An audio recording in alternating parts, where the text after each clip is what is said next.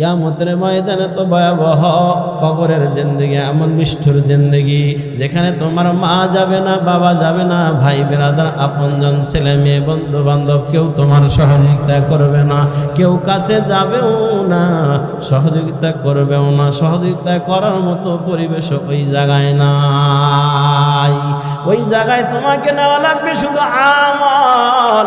এজন্য নবীজি জানায় দেন, ইয়াতবাউল মাইয়িতা সালাসাতুন আহলুহু ওয়া মালুহু ওয়া আমালুহু ফায়ারজিউ ইসনানে ওয়া ইয়াবকা আমালুহু ফায়ারজিউ আহলুহু ওয়া মালুহু ওয়া ইয়াবকা আমালুহু। মায়ার নবী বলেছেন, কবরস্থান পর্যন্ত তিনটা জিনিস তোমার পিছনে পিছনে যাবে রে বাবা। দুইটা জিনিস ব্যাগে আসবে, একটা জিনিস তোমার সাথে থেকে যাবে। যেই দুইটা জিনিস ব্যাগে আসবি, একটা হলো তোমার আপনজন, বন্ধু বান্ধব যারা তোমাকে দাফন করার জন্য গেছে, এরা দাফন করার পর এরা কিন্তু আবার বাড়ির দিকে রওনা দিবে রে বাবা। দুই নাম্বার, ওই খাটিয়া সহ এরপরে দা কুড়াল, যেই মাল সামানা তোমাকে মাটি দেওয়ার জন্য কবরস্থানে নিয়ে যাওয়া হয়, এগুলাও কিন্তু তোমার কবরে দেয় না, বরং এগুলাও কিন্তু ফেরত চলে আসে। বাকি থাকে শুধু একটা জিনিস, মায়ার নবী বলেছেন ওয়ায়াবকা আমালুহু, বাকি থাকবে শুধু তোমার নেক আমল আর বদ আমল। আমল যদি ভালো হয় তাহলে সেটাও তোমার সাথে থাকবে, আমল যদি খারাপ হয় সেটাও তোমার সাথেই থাকবে। তবে আমল যদি ভালো হয়, মায়ার নবী বলেছেন ইন্নামাল কবরু রাউযাতুম মিন রিয়াদিল জান্নাতি আও হুফরাতুম মিন হুফারিন নার। আপনার আমার পয়গম্বর বলেন রে বাবা, পয়গম্বর বলেন আমল যদি তোমার সুন্দর হয়, আমল যদি তোমার ভালো হয়, নেক আমলের পাল্লায় যদি ভারী হয়, নবী বলেন তাহলে কবরটা তোমার জন্য জান্নাতের বাগিচা হয়ে যাবে। কবরটা হবে তোমার জন্য রেস্টের জায়গা, কবরটা হবে তোমার আরামের জায়গা। আমার আগে হুজুর কিন্তু বলেছেন, ঈমান আমল যদি ভালো হয়, কবরে রাখার পর বান্দা এমন ঘুম আসবে, এমন ঘুম দিবে রে বাবা। ইসরাফিল যখন কিয়ামতের ময়দানে দ্বিতীয়বার সিংহা ফু দিবে রে বাবা, ওই সময় আল্লাহর বান্দা কবর থেকে উঠবে আর চোখ মুছতে মুছতে উঠবে আর বলবে, কি ব্যাপার, কেবল ঘুমাইলাম, এত তাড়াতাড়ি কেন ডাক দিল, এই মাত্র তো শুইলাম। এরা নবীর উম্মতের দল, অথচ সর্বশেষ যেই মানুষটা মারা যায় সেও কমপক্ষে 40,000 বছর থাকবে, ঠিক কিনা বলেন? এরপরেও আমার বাজিরা ইমানদার বলবে, কেবল ঘুমাইলাম, এত তাড়াতাড়ি কেন, আমার এটাই কেন, ঘুমটা ভেঙে দিল রে বাবা। এরা নবীর উম্মতের দল। বাস্তবতাও তাই দেখা যায়, যেই রাত্রে দেখবেন এশার নামাজ আদায় করার পর খানা দানা সেরে যদি সুন্নত তরিকা ঘুমায় যান রে বাবা, ঘুমটা যদি ভালো হয়, ফজরের আজান শোনার পরে যখন ঘুম ভেঙে যায় তখন মনে হয় এই মাত্র খানা দানা খেয়ে শুইলাম, এত তাড়াতাড়ি ফজরের আজান দিল, তার মানে মনে হয় ভুলে দিছে 3টার সময়। তাকে দেখে না না 5টা বাজে, তার মানে ওই রাত্রে ঘুম ভালো হওয়ার কারণে মনে হয় কেবলমাত্র ঘুমাইলাম। আর যেই রাত দেখবেন ঘুম হয় না, একবার বাইরে যা, একবার প্রস্রাব করে, একবার পানি পান করে, আবার কোনো মানুষ লম্বাটা খায়, আবার কেউ পান খায়, আবার একটু ঘুমাইতে যায়, একবার ডাইন কাত বাম কাত, একবার ওঠে আবার বসে, কিন্তু ঘুম হয় না। দেখবেন তার কাছে মনে হয় রাতটা যেন অনেক লম্বা হয়ে গেছে, রাতটা ফুরাইতেছে না, ঠিক কিনা বলেন? কেন রে বাবা, টাইম কিন্তু একই, মনে করেন 5 ঘন্টা অথবা 7 ঘন্টা, এটা কিন্তু টাইমটা কিন্তু একই টাইম রে বাবা, কিন্তু ঘুম ভালো মনে হইলে, ঘুম হইলে ভালো মনে হইলে হয় তাড়াতাড়ি রাত ফুরায় গেল, আর ঘুম যদি ভালো না হয় রাতটা যেমন লম্বা হয়ে যায় রে বাবা। ঠিক যদি ঈমান আমল ভালো হয়, কবরটা হবে তোমার রেস্টের জায়গা, আরামের জায়গা, ঘুমানোর জায়গা। এমন ঘুম দিবে রে বান্দা, এমন ঘুম আসবে, মুনকার নাকির সওয়াল করার জন্য আসবে, কিন্তু তার প্রহরীদাররা চতুর্দিকে দাঁড়া থাকবে, কবরে ঢুকতে দিবে না। সুবহানাল্লাহ। পয়গম্বর বলেন, ইযা বুদিআল মাইয়িতু ফি কবরিহি জাআল কুরআনু ইনদা রাসিহি ওয়াস সালাতু আন ইয়ামিনিহি ওয়াস সিয়ামু আন শিমালিহি ওয়া সাইরুল হাসানাতি ইনদা রিজলাইহি। আল্লাহু আকবার বলি। আপনার আমার পয়গম্বর বলেছেন, লোকটা যদি দুনিয়াতে কোরআন তেলাওয়াতকারী হয়, কোরআনকে মহব্বত করেছে, কোরআন তেলাওয়াত করেছে, কোরআনের বিধান মহব্বত করেছে, কোরআনের বিধান পালন করেছে, এমনকি কোরআনের হুকুমত প্রতিষ্ঠার জন্য প্রয়োজনে আন্দোলন করেছে, কোরআনের বিধান প্রতিষ্ঠার জন্য প্রয়োজনে রাস্তায় নেমেছে, প্রয়োজনে বুলেট বুকে নিছে, প্রয়োজনে জেলখানায় গেছে, প্রয়োজনে রিমান্ডে গেছে, প্রয়োজনে 3 বছর 4 বছর চলছে শাইখুল হাদিস জেলখানায় আছে। কথা বলেন ঠিক কিনা? এর নবীর উম্মতের দল, তারা জেলখানায় কেন? চুরি বাটপারি করে নয়, বেগম পাড়া দেশের টাকা না, বেগম পাড়া বিদেশে বাড়ি করছে এজন্য নয়, গাড়ি ভাঙচুর করছে এজন্য নয়। তারা জেলখানায় যাওয়ার কারণ وما نقموا منهم إلا أن يؤمنوا بالله العزيز الحميد।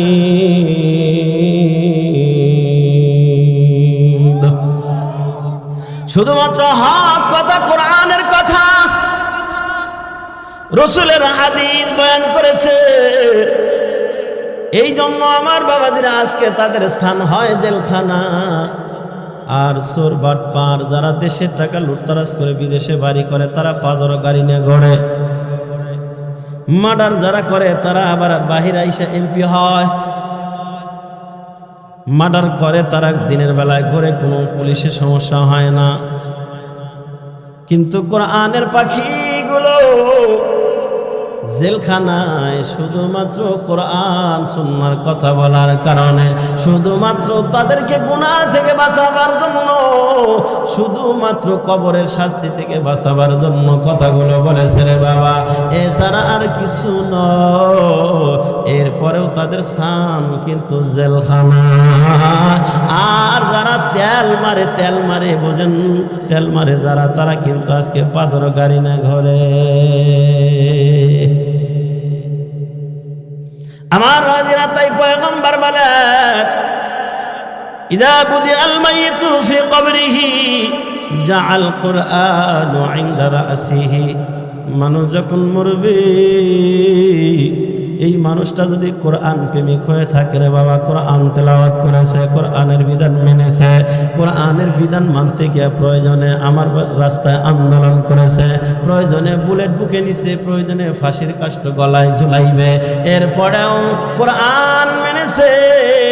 নবী বলেন, এই মানুষগুলো যখন মরবে, আপনজন জানাজা পড়াইয়া কবরে যখন রাখবে, তো কোরআনুল কারীম এই মাইয়িতের মাতার কাছে এসে পাহারাদার হিসেবে দাঁড়ায় যাবে। কার মাতার কাছে দাঁড়াবে?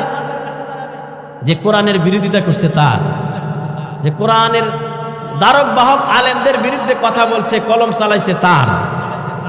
কথা কয় না। কোরআন কার মাতার কাছে দাঁড়াবে? যে মাদ্রাসার বিপক্ষে কথা কয় তার, মসজিদ মাদ্রাসা আলেম ওলামার বিরুদ্ধে কথা বলে তার। কার পক্ষে দাঁড়াবে?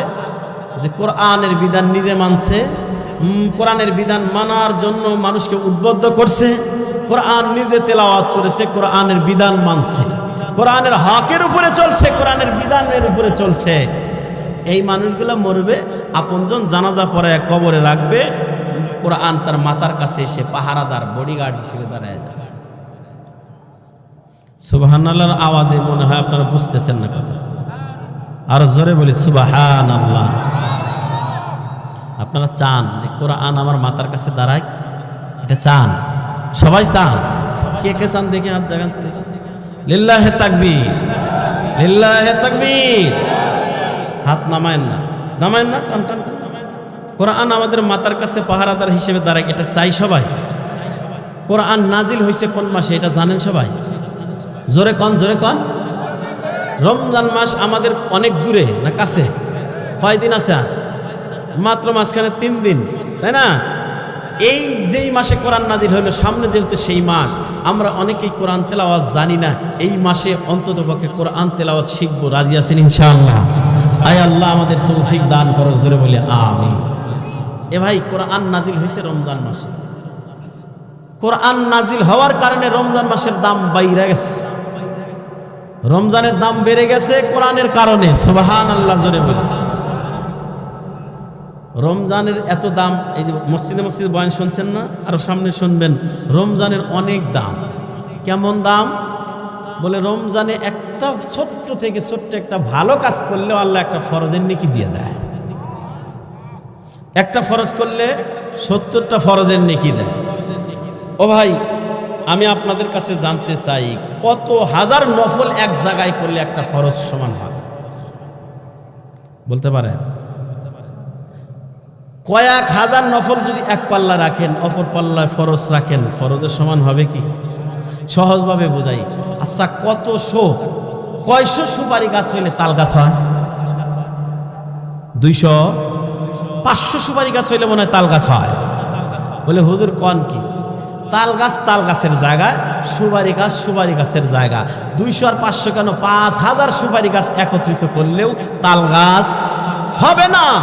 কোটি নফল একত্রিত করলেও ফরজ হবে না। অথচ নবীজি বলেন রমজানের কেমন দাম, ছোট্ট একটা নফল করছে, একটা ফরজের নেকি আল্লাহ দেন। কোটি নফল একত্রিত করলে ফরজের সমান হয় না, অথচ একটা নফল করলে ফরজের সম পরিমাণ নেকি দিয়ে দেয়। রমজানের এত দাম। এই রমজানের এত দাম হয়েছে কেন? আল্লাহ বলেন, শাহরু রমাদানাল্লাযী উনজিলা ফীহিল কুরআন। আল্লাহ তাআলা জানায়া দেন, শাহরু রমাদানাল্লাযী উনজিলা ফীহিল কুরআন। তোমরা কি জানো রমজান মাস তো ওই মাস যেই মাসে কোরআন নাজিল হয়েছে। তার মানে তোমার আমার রব রমজানের পরিচয় দিতেছে আমার কোরআনের মাধ্যমে। সহজভাবে বুঝাই হুজুর, বুঝলাম না তো। আপনি বাড়ি হয়তো থলপাড়া, এই মির্জাপুরে থলপাড়াতে, আপনি গেলেন অন্য কোনো ডিস্ট্রিক্টে। কেউ যদি জিজ্ঞেস করে ভাই আপনার বাড়ি কোথায়? বলে টাঙ্গাইল। টাঙ্গাইল কোথায়? বলে মির্জাপুর। বলে মির্জাপুর কোথায়? বলে এমনি কইলে তো চিনবেন না। মির্জাপুর, আমার বাড়িটা হলো মির্জাপুর থানার যে এমপি আছে খান আহমদ শুভ ভাইয়ের বাড়ির পাশের বাড়িটাই আমার। বোঝানোর জন্য বলতেছি। আপনি তাহলে অন্য ডিস্ট্রিক্টে পরিচয় লাভ করতেছেন, আপনার থানার যে এমপি খান আহমদ শুভর মাধ্যমে পরিচিতি নিতেছেন অন্য ডিস্ট্রিক্টে। তার মানে হলো আপনার চাইতে এমপি মহোদয়ের পরিচয় মর্যাদা ওই জায়গায় বেশি, যার কারণে তার মাধ্যমে আপনি পরিচয় লাভ করতেছেন। বলে আমার বাড়ি অমুক জায়গায়, খান আহমদ শুভ ভাইয়ের বাড়ির পাশে আমার বাড়ি। তার মানে আপনার চাইতে তার মর্যাদা দাম বেশি, এজন্য তার মাধ্যমে আপনি পরিচিতি লাভ করতেছেন রে বাবা। তোমার আমার রব রমজান মাসের পরিচয় দিতে গিয়ে বলেন, শাহরু রমাদানাল্লাযী উনজিলা ফীহিল কুরআন।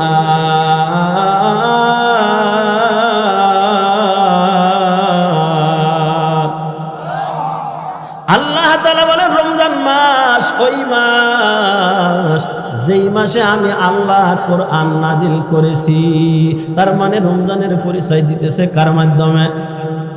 কোরআন দিয়া, কোরআনের মাধ্যমে। কোরআন দিয়ে রমজানের পরিচয় দেয়। বলে রমজান মাস যেন, রমজান মাস ওই মাস যেই মাসে আমি কোরআন নাজিল করছি। বলে আমার বাড়ি তো চিনবেন না, আমার বাড়ি খান আহমদ শুভ ভাইয়ের বাড়ির কাছে।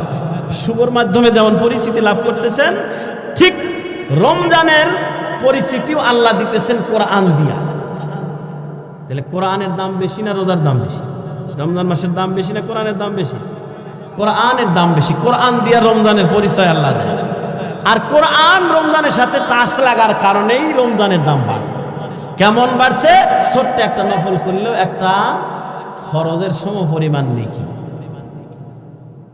আমার বাবাজিরা, তাহলে যেই মাসে কোরআন নাজিল হলো রে বাবা, ওই মাসটা যেহেতু সামনে আমাদের, এই জন্য আমরা দিলে দিলে এরাদা করে নেই, সংকল্প করে নেই, যেহেতু যেই মাসে কোরআন আল্লাহ নাজিল করেছেন অবশ্যই সেই মাসে রহমত বেশি, বরকত বেশি।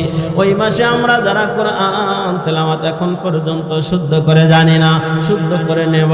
যারা তেলাওয়াত শিখি নাই, তেলাওয়াত শিখে নেব। কারণ এমনি এমনি নয়, কোরআন তো কবরের ভিতরে আমার মাতার কাছে পাহারাদার হিসেবে দাঁড়ায় যাবে। ইদা বুদিয়াল মাইয়িতু ফি কবরিহি জাআল কুরআনু ইনদা রাসিহি, কোরআন মাতার কাছে দাঁড়ায় যাবে।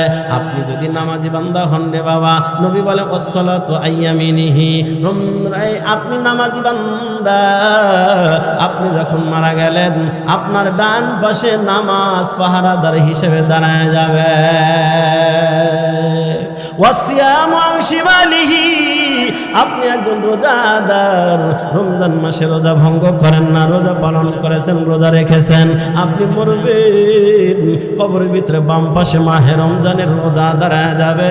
ওয়াসাইরুল হাসানাত ইনদা রিজলাইহি, আর অন্যান্য যত নফল ইবাদত, এই যে আজকে মাহফিল শুনতেছেন, নফল নামাজ, নফল তেলাওয়াত, নফল জিকির আজকার, এই নফল দান সদকা, সব নফল ইবাদত তোমার আমার পায়ের কাছে পাহারাদার হিসেবে দাঁড়ায় যাবে। তাহলে মাথার কাছে কোরআন, ডান পাশে হলো নামাজ, বাম পাশে রোজা, পায়ের কাছে নফল ইবাদত গুলা দাঁড়ায় যাবে। চতুর্দিক দিয়ে আমার বাবাজিরা, মুনকার নাকির যখন পায়ের দিক দিয়ে ঢুকতে যাবে, বলবে খবরদার ঢোকা যাবে না, আমার বন্ধু কেবল ঘুমাইছে, বন্ধুর ঘুমে ডিস্টার্ব করা যাবে না, ঢুকতে দেওয়া হবে না। চলে যাবে বাম পাশে, বাম পাশে, বাম পাশে দাঁড়া রয়েছে রোজা, রোজা বলবে খবরদার বন্ধু কেবল ঘুমাইছে, ঘুমে ডিস্টার্ব করা যাবে না, ঢুকতে দেবে না। চলে যাবে ডান পাশে, ডান পাশে দাঁড়া রয়েছে নামাজ, নামাজ বলবে খবরদার ঢোকা যাবে না, আমার বন্ধু কেবল ঘুমাইছে, ঘুমে ডিস্টার্ব করা যাবে না। যেমন আমাদের চেয়ারম্যান মহোদয় ঘুমাইছে, বা এমপি মহোদয়, স্যার মহোদয় ঘুমে আছে, এখন ডিস্টার্ব করা যাবে না, 10টার সময় আইসেন, এখন ডাক দেওয়া যাবে না, ডিস্টার্ব করা যাবে না। কেন বলে রাতের বেলা রাত 3টা পর্যন্ত বিচার আচার করতে গিয়া অনেক রাত জাগরণ করেছে, এজন্য ঘুম আসছে, রেস্টে আছে, তারে ডাক দেওয়া যাবে না। এর নবীর উম্মতের দল, চেয়ারম্যানের যে লোকগুলা রাখা আছে, বডিগার্ড গুলা, তারে ডাকতে দেয় না, কয় না ডাকা যাবে না, 10টার সময় আসেন, 12টার সময় আসেন, তেনারা ডাকতে দেয় না। ঠিক এই ডান পাশে নামাজ, বাম পাশে রোজা, পায়ের কাছে নফল ইবাদত গুলা ঢুকতে দিবে না। চলে যাবে মুনকার নাকির মাতার কাছে, মাতার কাছে যাওয়ার পর মাতার কাছে দাঁড়া রয়েছে কোরআনুল কারীম। কোরআনুল কারীম বলবে কি ব্যাপার, কোথায় যাও? বলে ভিতরে যাব। বলে না, যাওয়া যাবে না। বলে আমাদের কিছু প্রশ্ন আছে। বলে প্রশ্ন কি আছে? আমি কোরআনকে করো, আমার বন্ধুর পক্ষ থেকে জবাবটা আমি কোরআন দিয়ে দেব, তবু আমার বন্ধুরে ডাকা যাবে না, ঘুম থেকে জাগ্রত করা যাবে না। এ বাবারা, কোরআন কথা বলবে, বলবেন হুজুর এটা কি বলেন? কোরআন দিয়ে আল্লাহ কথা বলাইতে পারে, এই ক্ষমতা আমার আল্লাহর আছে না নাই? আর একটু জোরে বলে, আছে না নাই? আল্লাহ ক্ষমতা দিবে, কোরআন মুনকার নাকিরের সাথে কথা বলবে, তাদের ভাষায় কথা বলবে, খবরদার ডাকা যাবে না। যেই প্রশ্নগুলো আছে আমি কোরআনকে করো, কোরআন সকল প্রশ্নের জবাব দিয়া দিবে। বলুন তো, কোরআন যদি কারো পক্ষ লইয়া আমার বাবার প্রশ্নের জবাবগুলা দিয়া দেয়, ওই ব্যক্তির আর কোনো টেনশন আছে? চিন্তা আছে? এমন ঘুম আসবে, এমন ঘুম আল্লাহ দিয়া দিবে, কিয়ামতের ময়দানে যখন দ্বিতীয়বার ইসরাফিল সিংহায় ফু দিবে, তখন চোখ মুছবে আর উঠবে আর বলবে, এইমাত্র ঘুমাইলাম, এত তাড়াতাড়ি কেন ঘুম থেকে জাগ্রত করল? আল্লাহু আকবার। তাইলে চান তো কোরআন আমার মাথার কাছে দাঁড়ায়? চানছো সবাই? কোরআন আমার সওয়াল জবাবের প্রশ্নগুলা দিয়া দেখ, এটা সবাই চান তো? তাইলে কোরআনের পক্ষে আছেন তো? কি বলেন আছেন তো? কোরআনের পক্ষে থাকতে গিয়ে যদি হুমকি আসে, থানায় যদি লিস্টি হয়, থানায় যদি আপনার নামে ওয়ারেন্ট জারি হয়, এরপরেও থাকবেন না ভাগবেন? জোরে কন, থাকবেন না ভাগবেন? আওয়াজ ছোট হইতেছে, তার মানে থাকবেন না ভাগবেন? কোরআনের পক্ষে থাকতে গিয়া যদি জেলখানা যেতে হয়, রিমান্ডে যেতে হয়, গলায় যদি রশি জোলাইতেও হয় রে বাবা, বলে ইমানদার জীবন দিতে রাজি হবে, কল্লা দিতে রাজি হয়, কিন্তু ঈমান বিক্রি করতে রাজি হবে না। আল্লামা মামুনুল হক যদি তাদের দেওয়া প্রস্তাব মেনে নিতেন, তাহলে এই 4 বছর জেল খাটা লাগতো না। কথা বলেন ঠিক কিনা? 3 দিনেই বের হওয়া যাইতো। তিনি কি বলেছেন? এক ছাত্র বলেছেন, আল্লাহ তাআলা আপনাকে দ্রুত মুক্তি দান করুক। ভ্যান থেকেই শাইখুল হাদিস সাহেব বলেছেন, আমি মামুনুল হকের জামিন হলো কি হলো না, বের হতে পারলাম কি পারলাম না, এটা দরকার নাই। সত্যের বিজয় হোক, এটা আমি চাই। সত্যের মুক্তি হোক, এটা আমি চাই। আমার বাজিরা, তাহলে কোরআনের পক্ষে থাকবো, মাদ্রাসা মসজিদের পক্ষে থাকবো, আলেম ওলামাদের পক্ষে থাকবো। চাষটলে বইসে আলেমদের গরম করেন না, আর মসজিদ মাদ্রাসার হুজুরদের নিয়ে সমালোচনা বেশি করেন না, ইমাম মসজিদ নিয়ে বেশি সমালোচনা করবেন না রে বাবা, কপাল পড়ে যাবে। কারণ এদের সিনার ভিতরে দিয়েছে আল্লাহ পাকের কোরআনের জ্ঞান। যাদের সিনায় কোরআনের জ্ঞান, এই মানুষগুলা হলো আল্লাহ পাকের পরিবারের সদস্য। বলবেন হুজুর এটা আবার কি কইলেন? আল্লাহর আবার পরিবার আসেনি? হ্যাঁ, পরিবার আছে। বলবেন হুজুর কোরআনুল কারীমের ভিতরে আল্লাহ তো নিজেই তার পরিচয় দিয়েছেন যে তার কোনো পরিবার নাই। কুল হুয়াল্লাহু আহাদ আল্লাহুস সামাদ লাম ইয়ালিদ ওয়া লাম ইউলাদ ওয়া লাম ইয়াকুল লাহু কুফুয়ান আহাদ। বলবেন হুজুর আল্লাহ নিজেই তো বলেছেন আল্লাহ এক, অদ্বিতীয়, তার কোনো দ্বিতীয় নাই, তার কোনো শরিক নাই, তিনি কোনো মুখাফিক না, সবাই তার মুখাফিকি। তিনি জন্ম নেন নাই, কাউকে জন্ম দেন নাই, তার আবার পরিবার কারা?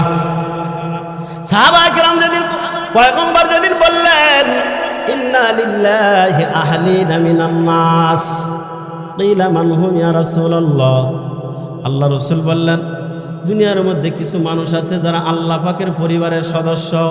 সাহাবায়ে কেরাম বললেন কিলা মান হুম ইয়া রাসূলুল্লাহ, ওগো রাসূল ওই মানুষগুলা কারা যারা আল্লাহ পাকের পরিবার? পয়গম্বর তখন বলেন আহলুল কুরআনি হুম আহলুল্লাহ ওয়া খাসাতুহু। আল্লাহ রাসূল বলেন যাদের সিনার ভিতরে কোরআন হাদিসের জ্ঞান আছে, এই মানুষগুলাই হলো আল্লাহ পাকের পরিবার। ইমাম মুয়াজ্জিনের সিনার ভিতরে আছে কোরআন হাদিসের জ্ঞান না পুঁথি পড়া জ্ঞান? কথা কন। তাহলে তার সমালোচনা করলেন মানে আল্লাহর একজন পরিবার নিয়ে সমালোচনা লিপ্ত আছেন। আর আল্লাহ পাকের পরিবার নিয়ে যদি সমালোচনা করেন, কপালে দুঃখ ছাড়া সুখ আসবে না। কথা বলেন ঠিক কি না? কথা বলেন ঠিক, দুনিয়াও না আখিরাত। এজন্য বাবারা উলামায়ে কিরামকে মহব্বত করবেন, তাহলেও কোরআন আপনার পাশে দাঁড়াবে। মাদ্রাসাগুলোকে ভালোবাসবেন, তাহলেও কোরআন কিয়ামতের ময়দানে আপনার পাশে দাঁড়ায় যাবে। আল কোরআন হুজ্জাতুল লাকা ওয়া আলাইকা, কোরআন পক্ষে দাঁড়াবে রে বাবা। এই জন্য কোরআন ওয়ালাদেরকে যদি ভালোবাসেন, তাইলে রব আপনাদেরকে ভালোবাসবে। এ ভাই, আপনার পরিবারে 5 জন ছেলে আছে, কথার কথা, একটা ছেলে একটু প্রতিবন্ধী টাইপের। এই প্রতিবন্ধী ছেলেটাকে প্রতিবেশী একজন যুবক খুব ভালোবাসে। মাঝে মাঝে বিকেলবেলা হুন্ডাই একটু ঘোরায়, এরপরে বাজারে গেলে চকলেট, লজেন, বিভিন্ন আপেল কমলা আইনা আপনার প্রতিবন্ধী ছেলেদের দিয়ে খাওয়ায়। মানে ভালোবাসে, ও প্রতিবন্ধী হওয়ার কারণে ওকে ভালোবাসে। বলুন তো, পাশের বাড়ির যুবক, আপনার আত্মীয় স্বজন কিছুই না, রক্তের কোনো বন্ধন নাই, বলুন তো আপনার প্রতিবন্ধী ছেলেকে ভালোবাসার কারণে ওই যুবকটার প্রতি অটোমেটিক আপনার দিলে মায়া হবে না? হবে? কথা কি বুঝা কইতেছে? হবে মানে অবশ্যই হবে। আপনার বাড়িতে কোনো অনুষ্ঠান করতে গেলে আগে ওই যুবককে বলবেন যে বাবা তুমি খাওয়ার না খাও, সাথে থাইকো, অমুক জায়গা থেকে কিছু মেহমান আসবে, তুমি সাথে থাইকো। এই যে ভালোবাসাটা কেন হলো? ওই যুবকটা আপনার একজন পরিবারের সদস্যকে ভালোবাসে, যার কারণে আপনার দিলে মায়া লাগছে। ওই রকম আল্লাহ পাকের কুদরতি কলিজা আপনার মায়া হবে আপনার প্রতি যদি আল্লাহ পাকের পরিবারদেরকে ভালোবাসেন, মহব্বত করেন, তবেই আপনার প্রতি আল্লাহ পাকের কুদরতি ভালোবাসা আসবে। কথা বলেন ঠিক কিনা? আর যদি দুশ্মনী করেন, প্রতিবন্ধী ছেলেরা দেখলেই চিমটি মারেন, দেখলেই ধাক্কা মারেন, দেখলেই গুতা মারেন, ও গুতা খায়া কান্না করে, ওর বাবা মা যখন জানে যে এই যুবকটা আমার ছেলেকে দেখতে পারে না, পছন্দ করে না, দেখলেই তারা আঘাত করে, মারে, চিমটি দেয়, অটোমেটিক কিন্তু দিলে দিলে ওই যুবকটার প্রতি কষ্ট জন্মের দিলের ভিতরে, তার প্রতি একটা লানত বদ্দ এসে যায়। ঠিক কিনা বলেন?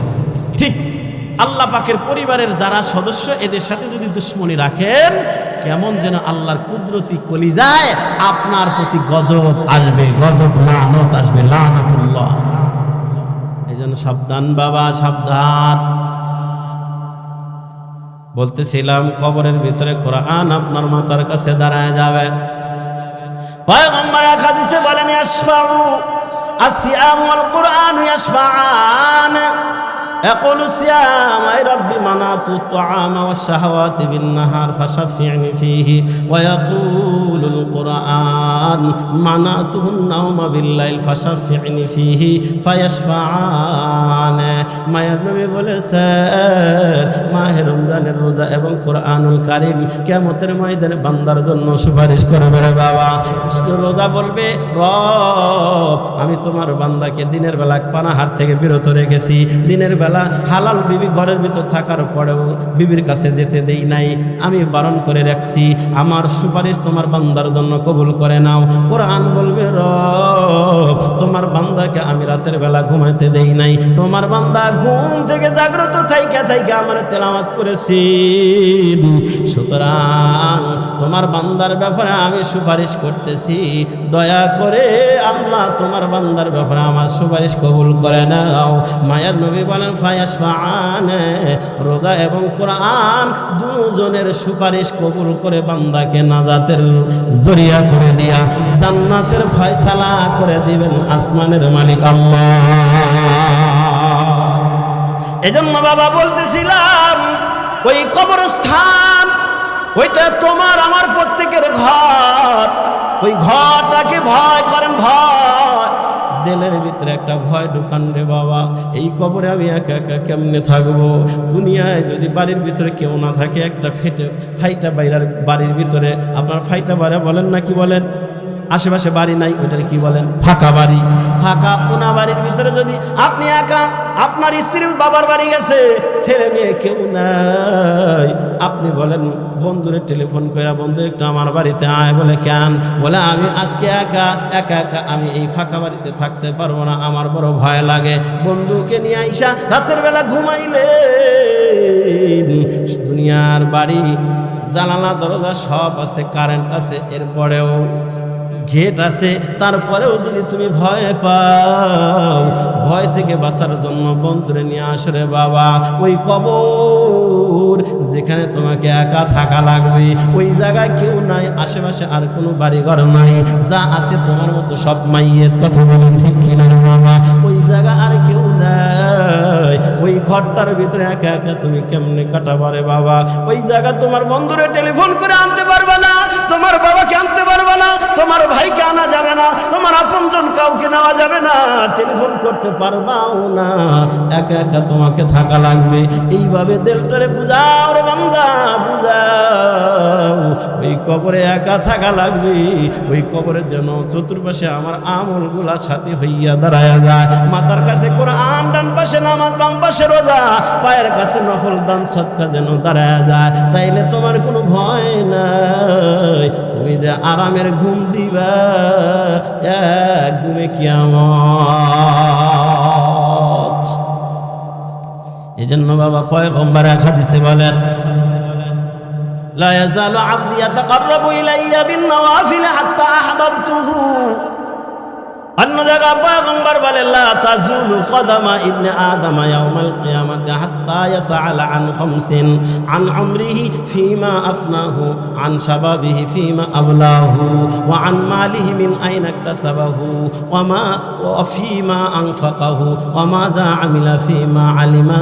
পয়গম্বর আমাদেরকে সতর্ক করে দিলেন, জানা দিলেন রে বান্দা, কিয়ামতের ময়দানে 5টা প্রশ্নের জবাব না দিয়া কিন্তু তোমরা সামনে যাইতে পারবা না, কোনো বনি আদম পা উঠাইতে পারবা না। 5টা প্রশ্নের জবাব দেওয়া লাগবে। সংক্ষিপ্ত শুনে নেন। 1 নাম্বার প্রশ্ন করবি আন উমরিহি ফীমা আফনা, তোমার হায়াত নামক যে 70-80 বছরের জিন্দেগি আল্লাহ তাআলা দান করছেন। আল্লাহ বলবে বান্দা আয় আয় তোরে যে 60 থেকে 70 80 90 100 বছর হায়াতের জিন্দেগি দিয়েছিলাম, এই পুরা হায়াতের জিন্দেগি তুই কোন পথে ব্যয় করেছিস হিসাবটা একটু মিলায়া যা। হালাল পথে না হারাম পথে, আমার হুকুম মাইনা না আমার হুকুম না ফরমানি কইরা, হিসাবটা বান্দা মিলায়া যাও। গোটা 70 80 90 বছরের হিসাবটা মিলাইতে হবে। হিসাব না দিয়া কোনো বনি আদম 1 কদম পা সামনে বাড়াতে সাহস পাবে না, পা বাড়াইতে পারবে না। 2 নম্বরে পয়গম্বর বলেন তোমাকে প্রশ্ন করা হবে ওয়া আন শাবাবিহি ফীমা আবলা, তোমার বিশেষ করে 80 বছরের হায়াতের জিন্দেগির ভিতরে এই 20টা বছর বা 15টা বছর যে তোমাকে জোয়ান কাল দেওয়া হয়েছিল, এই যৌবন কালটা তুমি কোন পথে ব্যয় করেছ, নষ্ট করেছ? হালাল পথে না হারাম পথে, ইবাদতে না ইবাদত ছাড়া, গুনার কাজে না সওয়াবের কাজে, মাহফিলের কাজে না যাত্রার কাজে, হিসাবটা মিলাও। ওরে যুবকের দল, আমার মতো যারা যুবক ভাই আছো তোমাদের পা ধরে বলবো রে যুবক, ও যুবক ভাই, এই জোয়ান কালটা বড় দাম, বড় দাম। এই জোয়ান কাল যদি ইবাদতে কাটাইতে পারো, পয়গম্বর অন্য হাদিসের ভিতরে ফরমান সাবাতু ইযিল্লুহুমুল্লাহু ফি দিল্লিহি ইয়াউমা লা দিল্লা ইল্লা দিল্লুহু আল ইমামুল আদিল ওয়া শাবুন নাশা ফি ইবাদাতি রাব্বিহি। পয়গম্বর অন্য জায়গার ভিতরে ফরমান 7 প্রকারের মানুষকে আল্লাহ আরশে আযমের ছায়ার নিচে ভিআইপি মর্যাদা জায়গা দিবেন রে বাবা। এই 7 শ্রেণীর মানুষের ভিতরে 2 নম্বরে হলো ওই সমস্ত যুবক ওয়া শাবুন নাশা ফি ইবাদাতি রাব্বিহি, ওই সমস্ত যুবক যেই যুবকগুলা যৌবনকাল ইবাদতের ভিতরে কাটাইছে। ফেসবুক আর ইউটিউবে কাটাই নাই, ফেসবুক আর ইউটিউবে সময় নষ্ট না কইরা ইবাদতে কাটাইছে। সময় পাইলে আল্লাহ পাকের জিকির করছে, সময় পাইলে স্কুল ছুটি হইলে তাবলীগ জামাতে সময় লাগাইছে, স্কুল ছুটি হইলে অন্য অন্য জায়গা বনভোজনে যাইয়া গুনার কাজে যায় নাই, বড় বড় ড্যান্স আই না গান বাজাইয়া মাটি কাঁপাইয়া মানুষের ঘুম নষ্ট করে নাই, বরং স্কুল ছুটি পাইলে 3 দিনের জামাতে যাইতো, 7 দিনের জামাতে যাইতো, পরীক্ষা বার্ষিক পরীক্ষার ছুটিতে 40 দিনের চিল্লা লাগাইয়া ঈমান আমল শুধরাইছে যুবক। ওই যুবকগুলাকে রব ডাকবে, বাঁচবে বেছে বেছে ওই যুবকগুলাকে আল্লাহ পাকের ভিআইপি যে জায়গা আরশে আযমের ছায়ার নিচে, ওই ভিআইপি জায়গাগুলোর ভিতরে যুবকদেরকে আল্লাহ জায়গা করে দিবে। ও যুবক, তুমি সময় পায়া কক্সবাজারে গিয়া গুনার কাজে ব্যয় করলাম, সময় পাইয়া বিভিন্ন বনভোজনের নামে গুনার কাজে সময় পার করলাম, রব কিয়ামতের ময়দানে বলবে যুবক আয়া ওয়া শাবুন নাশা ফি ইবাদাতি রাব্বিহি। নবীজি বলেন হাত্তা ইয়াসআলা আন খামসিন আন উমরিহি ফীমা আফনা ওয়া আন শাবাবি ফীমা আবলা। এইজন্য সাবধান বাবা, সাবধান। যাদের চুল দাড়ি পেকে গেছে একটু পিছনের দিকে তাকায় দেখেন না বাবা, পিছনের খাতাগুলা খুঁজে দেখেন। নিজে নিজে তাকাইলে তো বোঝা যায় আমার যখন বয়স ছিল 20 থেকে 30 বছর, তখন আমি কোন পথে ছিলাম। একটু পিছনের দিকে তাকান রে বাবা, তাকাইয়া যদি দেখেন না অন্ধকার, তাইলে এখন জায়গায় তওবা করেন, এখন জায়গা আল্লাহর কাছে মাফ চান। রব তো এমন দরদি আল্লাহ, আল্লাহকে দেন থেকে ডাক দিলে আমার আপনার রব পিছনে দেখবেন না, ভবিষ্যৎ দেখবেন না। এখন আপনি জাগায় চোখের পানি ছেড়ে যদি রবকে ডাকতে পারেন রে বাবা, তাইলে রব সাথে সাথে তোমার গুনাহগুলো মাফ করে দিবে। আমরা তো বাবা পিছনের ব্যাকগ্রাউন্ড যদি খারাপ হয়, এরপরে লোকটা ভালো হয়েছে, তারপরও কিন্তু আমরা সম্মান দিতে চাই না, কারণ ব্যাকগ্রাউন্ড ভালো না বলে পিছনে তার অতীত তো ভালো না, অতীত দেখে কিন্তু আমরা সম্মান করি না। কথা বলেন ঠিক কিনা? ধরে নেন একটা লোক ডাকাত ছিল, ডাকাত এখন তওবা তিল্লা করে তবলিগে গিয়া দাড়িও রাখছে, পাগড়ি মাথা, হাতে তসবিহ, খুব ভালো আল্লাহওয়ালা হয়ে গেছে। এরপরেও কিছু মানুষ কিন্তু কয়, আরে দেখলাম সেই দিন অমুকের বাড়ি গরু চুরি করতে, আজকে বড় অলি হয়ে গেছে। তার মানে ওই অতীত মনে কইরা কিন্তু তারা ইজ্জত দেয় না রে বাবা। আল্লাহ কিন্তু মাফ করার সময় অতীত দেখবে না, অতীত দেখবে না। আল্লাহ এখন যদি রবকে ডাক দাও, এখন যদি চোখের পানি ছাইরা আল্লাহকে ডাকো, পিছনে আল্লাহ দেখবেন না, সামনে কি হইবে না হইবে এটাও আল্লাহ দেখবেন না। এখন তুমি চোখের পানি ছাইরা রবকে ডাকছো, আল্লাহ তাআলা তোমার পিছনের সব গুনাহ মাফ করে দিয়া আল্লাহ পাকের রহমতের কোলে উঠায়া না। কথায় কথা মনে পড়ে যায়, একটা কথা বলি রে বাবা। আল্লাহ নবী মুসা পয়গম্বর আলাইহিস সালাতু ওয়াস সালাম একদিন তার জামানায় বৃষ্টি হচ্ছে না, বৃষ্টির জন্য তার উম্মতদেরকে নিয়ে একটা চরার ভিতর, দাগের ভিতরে গিয়া ইস্তিসকার নামাজ পড়লেন, বৃষ্টির নামাজ, দোয়া করলেন, বৃষ্টি হলো না। দ্বিতীয় দিন আবার বিশাল চাটিয়াল ময়দানে গিয়ে আবার নামাজ পড়ে দোয়া করলেন, বৃষ্টি হলো না। তৃতীয় দিন আবারও নামাজ পড়ে দোয়া করলেন, বৃষ্টি হয় না। এবার মুসা পয়গম্বর রবকে ডাইকা বলে আল্লাহ। মুসা পয়গম্বর এমন মানের নবীর বাবা, এমন মানের নবী যিনি মাধ্যম ছাড়া সরাসরি আল্লাহর সাথে কথা বলতে পারতেন। সুবহানাল্লাহ জোরে বলি, আর একটু জোরে বলি সুবহানাল্লাহ। এমন মানের নবী রে বাবা, যার কোনো মাধ্যম লাগে নাই, সরাসরি রবকে প্রশ্ন করেছেন, সরাসরি রবের সাথে কথা বলেছেন। ওয়া কাল্লামাল্লাহু মুসা তাকলিমা। আমার বাদিনা পয়গম্বর মুসা আল্লাহকে বলে, রব আমি পয়গম্বর হইয়া আমার উম্মতদেরকে নিয়ে 3 দিন নামাজ পড়ে দোয়া করলাম, তুমি কি বৃষ্টি দিবা না? রব বলে, মুসা তোমার এই উম্মতদের মধ্যে এমন একজন নাফরমান গোলাম আছে, যিনি 1 দিন 2 দিন নয় 40টা বছর যাবত আমার নাফরমানি করে আসতেছে। একটা মুহূর্তের জন্য আমি আল্লাহর গোলামি করে নাই, একটা হুকুম আমার কোনোদিন মানে নাই, শুধু নাফরমানি করেছে। এমন কোনো পাপ নাই, এমন কোনো গুনাহ নাই যেই গুনাহটা তোমার ওই উম্মত করে নাই। ওই উম্মতকে জানায়া দাও, যতক্ষণ পর্যন্ত সে এই ময়দান ত্যাগ করে মিশর ত্যাগ না করবে, আমি রব আসমান থেকে বৃষ্টি দেব না। মুসা পয়গম্বর বলে, আমি কেমনে চিনবো, আমি তাকে কেমনে বলবো? আল্লাহ বলে, মুসা তুমি একটা উঁচা জায়গার উপরে দাঁড়াইয়া ঘোষণা দিয়া দাও, তার কান পর্যন্ত পৌঁছাবো আমি আল্লাহ। মা রামাইতা ইদ রামাইতা ওয়ালাকিন্নাল্লাহ রামা। আল্লাহ তাআলা যখন পয়গম্বরকে বললেন, পয়গম্বর আপনার ঘরের চতুর্দিক দিয়ে আপনার শত্রুরা বেষ্টনী করছে আপনাকে মারার জন্য, আপনি তাড়াতাড়ি বের হয়ে হিজরত করেন, চলে যান। পয়গম্বর বললেন, আমি কেমনে যাব, চতুর্দিকে শত্রু।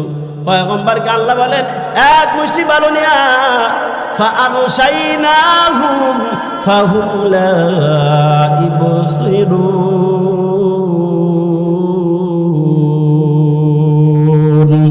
সূরা ইয়াসিন এই পর্যন্ত পড়ে ফু দিয়া বালিগুলো এগুলো ছিটায় দেন, এই বালুগুলো আপনি সামনের দিকে ফিকা মেরে দেন। আমি আপনাদের কাছে জানতে চাই, পয়গম্বর বালুগুলো এইভাবে যদি মারে, তাহলে সামনে যে কয়জন আছে হয়তো তাদের চোখের ভিতরে যাওয়ার কথা, কিন্তু ডাইনে বামে পিছনে যারা আছে তাদের চোখের ভিতরে তো যাওয়ার কথা না, স্বাভাবিকভাবে। কথা বলেন ঠিক কিনা রে বাবা? কিন্তু পয়গম্বর যখন এক মুষ্টি বালি এই ছুঁড়ে মারলেন, প্রত্যেকটা কাফেরের চোখের ভিতরে এমনে এমনে পৌঁছে নাই, পৌঁছাইছেন আসমান জমিনের মালিক আল্লাহ। ঠিক কিনা বলেন বাবা? ঠিক পয়গম্বর মুসা কেউ আল্লাহ বললেন তুমি মুসা টিলার উপরে দাঁড়ায় ঘোষণা দেয়া দাও। আবার পয়গম্বর মুসা ঘোষণা শোনায় দিলেন তাড়াতাড়ি বের হও, তুমি যদি বের না হও বৃষ্টি আল্লাহ দিবে না। এবার দেখেন 40 বছরের নাফরমান বান্দাটা মাথাটা নিচের দিকে দিয়া রবকে ডাকতেছে, রব 40টা বছর আমি তোমার নাফরমানি করেছি, একদিনের জন্য খানা বন্ধ করো নাই, একদিনের জন্য এক পেয়ালা পানি বন্ধ করো নাই। ও রব, আজকে যদি এই চাটিয়াল ময়দান থেকে এই হাজার হাজার জনতার মধ্যে থেকে আমারে বের করে দাও, সবাই জানবে আমি ওই পাপী বান্দাটা 40 বছরের নাফরমান বান্দা। আল্লাহ, আমি কেমনে মুখ দেখাবো? আমি তো মুখ দেখাতে পারবো না রব, আর আমি জীবনে গুনাহ করব না।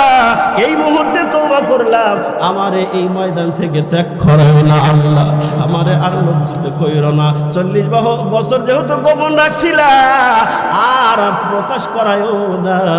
আমি এই মুহূর্তে তওবা করলাম, আমার এই ময়দান থেকে তুমি আমারে তাড়ায় দিও না। মুসা পয়গম্বর ঘোষণা দিতেছেন তাড়াতাড়ি বাড়াও, বের না হলে আমি জিবরাইলের মাধ্যমে শনাক্ত করব, তাড়াতাড়ি বের হও। ঘোষণা চলতেছে, এদিক দিয়ে বৃষ্টি ঝপঝপ করে শুরু হয়ে গেছে। মুসা পয়গম্বর তো একটু অন্যরকম মানুষ, রবকে ডাইকা বলে, রব কেমন অন্য মানের মানুষ। আল্লাহ জিজ্ঞেস করছে, মুসা ওমা তিলকা বিয়ামিনিকা ইয়া মুসা, মুসা রে তোমার ডান হাতের ভিতরে কি? মুসা পয়গম্বর বললেই পারতো হিয়া আসায়া, এতটুকু বলে থামলেই পারতেন যে আমার হাতের ভিতরে আমার লাঠি। কিন্তু মুসা পয়গম্বর বাড়ায়া উত্তর দিছে আরো কয়েকটা, হিয়া আসায়া আতাওয়াক্কাউ আলাইহা ওয়া আহুশু বিহা আলা গনামি ওয়া লিয়া ফিহা মাআরিব উখরা। আল্লাহ প্রশ্ন করছে একটা, জবাব দিছে বাড়ায়া কয়েকটা। বলুন তো আমাকে কেউ যদি জিজ্ঞেস করে, আব্দুর রাজ্জাক ভুয়াপুরি ভাই আপনার বাড়ি কোথায়? আমি বললাম আমার বাড়ি অমুক জায়গায়, এই বলবে মনে হয় তার কয়েকটা ডিল আছে। জিজ্ঞেস করলাম একটা, কয়া তুডি, ঠিক কিনা জোরে কর। মুসা পয়গম্বরকে জিজ্ঞাসা করা হয়েছিল, আল্লাহ জিজ্ঞেস করছে একটা, তুমি জবাব দিলে কয়েকটা, কারণটা কি? কয় তুমি কি জানো না আমি কার সাথে কথা বলছি? বলে আল্লাহর সাথে। আল্লাহর সাথে কত কথা বইলা, কত মজা, কত মজা, এটা তোমরা বুঝবা না, বুঝি আমি পয়গম্বর মুসা। এই জন্য আল্লাহ জিজ্ঞেস করছে একটা, বাড়ায়া জবাব দিছি 5টা। প্রেমিকা প্রশ্ন করছে একটা, প্রেমিক 10 মিনিট ভরা কথা কয়, প্রেমিকার আর কিছু বলতে দেয় না। প্রেমিকা যদি জিজ্ঞেস করে কি ব্যাপার, জিজ্ঞেস করলাম একটা, আমার কিছু বলতে দাও না, তুমি যে বলতেছ। কয় শোনো, তোমার সাথে কথা বলে কত মজা, এটা তো অন্য কেউ বুঝবে না। আরে আশিক মাসুকের কথা, এটা হয়তো বুঝে আসবে না। আমার বাবারা বলতেছিলাম, পয়গম্বর মুসা বলেন, আল্লাহ এটা কেমন হইল? আমার ঘোষণা এখন পর্যন্ত শেষ হয় নাই, এই ময়দান থেকে এখন পর্যন্ত কাউকে যাইতে দেখলাম না, অথচ তুমি বৃষ্টি দিয়া দিলা, বুঝলাম না। আল্লাহ বলেন, মুসা রে, আমি যার কারণে বৃষ্টি বন্ধ করছিলাম রে মুসা, আমি আল্লাহ ওই বান্দার কারণে আবার বৃষ্টি দিয়া দিলাম। আল্লাহ বলেন, কেন? বুঝলাম না। আল্লাহ বলেন, মুসা রে, আমার কোন ভেগে যাওয়া গোলাম যদি আমার দরজায় এসে কর আঘাত করে, আমি তো ওই রহমান, আমার রহমানের দরজায় এসে যদি কেউ কর আঘাত দেয়, আমি আল্লাহ তারে ফিরায় দিলে আমার রহমান নামের ইজ্জত থাকে না রে মুসা। আমি আল্লাহর দরবারে স্যালেন্ডার হইছে, আমি আল্লাহ তার 40 বছরের গুনাহ মাফ করায়া দিয়া, আমি আল্লাহ তার কারণে আবার বৃষ্টি দিয়া দিলাম।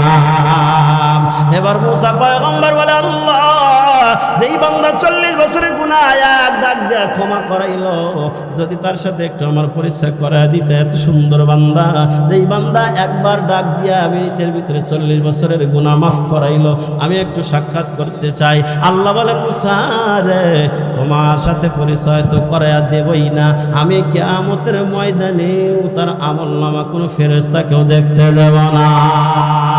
কারণ তোমার সাথে যদি পরিচয় হয় তাহলে তো তোমার তাতে সে লজ্জিত হবে যে 40 বছরের গুনাহগার এই বান্দা, আমি তোমার সাথে পরিচয় করায় দেব না। কিয়ামতের ময়দানে তার আমলনামা কোনো ফেরেশতাকে দেখতে দেব না। সুবহানাল্লাহ বলি এর নবীর উম্মতের দাল। তাই তো আল্লাহ বলেন ইল্লা মা তাবা ওয়া আমানা ওয়া আমিলা আমালান সালিহান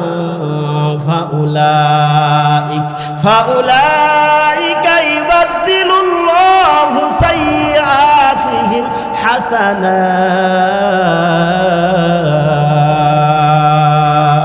ওয়া কানাল্লাহু গফুরুর রহিমা। আল্লাহ নিজেই বলেন গুনাহ থেকে যদি কেউ তওবা করেন, এখন যদি আল্লাহর কাছে মাফ চান, আল্লাহ আপনার জীবনের গুনাহ মাফ করবে তো করবেই, পুরা গুনাহটুকু আল্লাহ নেকি দ্বারা পাল্টাইয়া দিবেন। সুবহানাল্লাহ। এটা আমার কথা না, আল্লাহ নিজে বলছেন উলাইকা ইবাদদিলুল্লাহু সাইয়্যাতিহিম হাসানাত। নেকি দিয়ে আল্লাহ গুনাহ বদলায় দিবে, গুনাহটারে নেকি দিয়ে আল্লাহ বদলায় দিবে।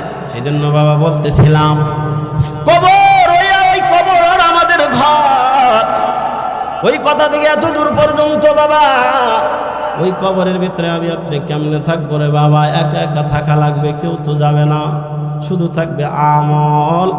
এই জন্য ওই কবরের ভয় আমাদের সিনার ভিতরে ঢুকানো লাগবে। আর 5টা প্রশ্নের জবাব না দিয়ে কেউ পা উঠাইতে পারবে না। এগুলো যদি আমাদের দিমাগের ভিতরে রাখতে পারি রে বাবা, তাহলে ওই বান্দা দ্বারা গুনাহ করা সম্ভব হবে না। ওই বান্দা বান্দি কখনো পরকীয়ার গুনায় লিপ্ত হতে পারবে না। কথা বলেন ঠিক কিনা রে বাবা? আর একটু জোরে বলেন ঠিক কিনা? বর্তমান এমন একটা ভাইরাস দিকে গেছে রে বাবা, প্রত্যেকটা অঞ্চলে দেখা যায় আজকে আমার পরকীয়ার প্রেম চলছে বেশি। হুজুর এতক্ষণ তো ভালোই কইতেছিলেন, এটা আবার কি কইতেছেন? আপনারা হয়তো জানেন কিনা জানি না, পরকীয়া প্রেম এখন বর্তমানে বেশি। পরকীয়ার কারণে আজকে স্বামী হত্যা হচ্ছে, পরকীয়ার কারণে আজকে স্ত্রী হত্যা হচ্ছে, পরকীয়ার কারণে আজকে ছেলে মেয়েকে একসাথে জবাই করতেছে। পেপার পত্রিকা মনে হয় দেখেন না মনে হয় পরকীয়া করছে।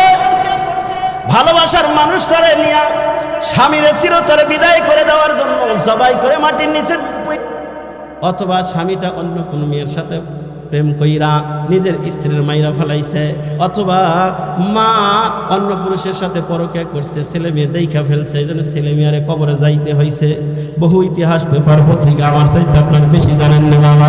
এর নবীর উম্মতের দল, 2টা গুনাহ যখন বেশি চলবে, আসমান থেকে আল্লাহ তাআলা এমনভাবে বালা মুসিবত আমাদের উপরে দিবেন যেন তসবির দানা রশিটা ছিঁড়ে গেলে একটা একটা করে পড়তে থাকে, ঠিক ওরকমভাবে আমাদের উপরে এক এক করে বালা মুসিবত আসতেই থাকবে। একটা হলো জিনা আর একটা হলো সুদ। এই 2টা গুনাহ এখন আমাদের সমাজে বেশি চলে। কথা বলেন ঠিক কিনা?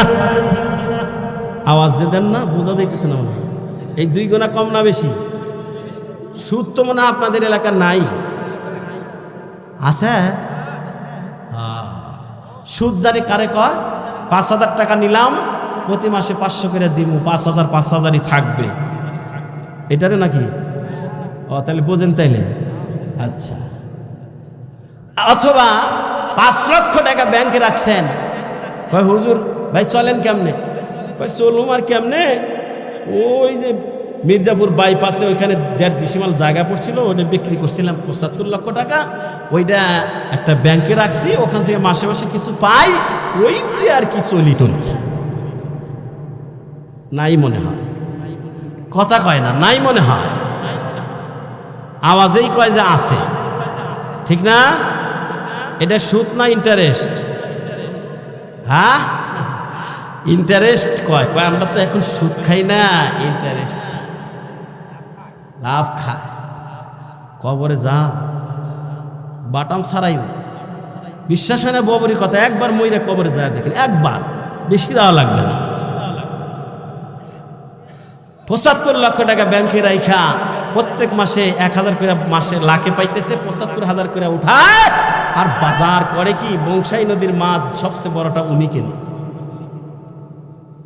হ্যাঁ, রিক্সাওয়ালা চিন্তা করে বাবা এত সুন্দর মাছ তো কোনোদিন খেতে পারলাম না। গরিব মানুষ কত আশা, বংশাই নদীর বড় মাছটা কিনা খাবে, কিন্তু খেতে পারে না ওই সুদখোরের জ্বালায়, আর হইল ঘুষখোরের জ্বালায়। ঘুষখোর টাকা তো এই টেবিলের নিচ দিয়ে নিচে, ওর তো টাকার মায়া নাই। এই দুই শ্রেণীর মানুষের জন্য ওই বড় মাছ গরিব মানুষ কিনতে পারে না, দাম বেড়ে যায় রে বাবা। আল্লাহ বলে, ও গরিব বান্দা, আফসোস করিস না রে, আফসোস করিস না রে বান্দা, সবুর কর, ধৈর্য ধর, তোমার জন্য আমি আল্লাহ জান্নাতে ওর চাইতে ভালো মাছ খাওয়াবো। এ বান্দা, যারা গরিব হইছ আফসোস করিস না। আল্লাহ বলেন, আফসোস কইরো না। একটা মানুষ ধনী আর একটা মানুষ গরিব, ধনী মানুষের আমল আর গরিবের মানুষের আমলটা যদি এক সমান হয়, বরাবর কথার কথা, সব দিক দিয়ে এক সমান। পয়গম্বর বলেন, ইয়াদখুলুল ফুকারাউল জান্নাতা ক্বাবলাল আগনিয়াই বি500 আমিন।